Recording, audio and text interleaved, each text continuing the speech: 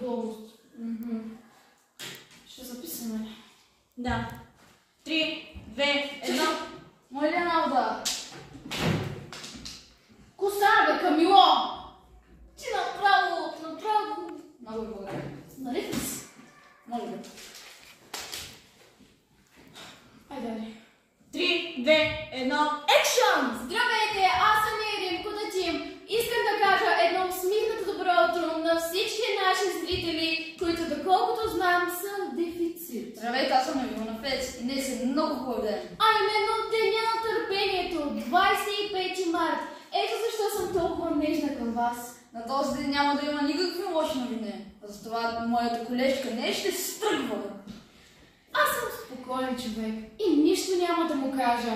Но ще ви помоля да изгледате интервюто с учениците от 6-тия клас в Сунеов и Трулски, като там ще им зададат въпроса какво мислят за търпението. Здравейте, аз съм Гътка. Сега ще питам ученици какво мислят за Деня на търпението. Какво мислите за Деня на търпението? Аз мисля, че този празник е много хубав и трябва да е целогодишен. Здравейте, важно ли е да сме търпеливи? Да, важно и защото трябва да се изслушваме.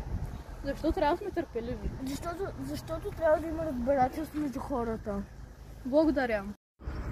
Сега ще попитаме ученици какво мислят. Какво мислите за Деня на търпението? Здравейте, аз мисля за Деня на търпението, че е много хубав празник, трябва да се чества по-начесто.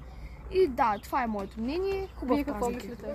Мисля, че според мен този празник е толкова важен, колкото Коледа, рождени дни, имени. Трябва да се чества напълно на маса и така нататък. Благодаря. Довиждане.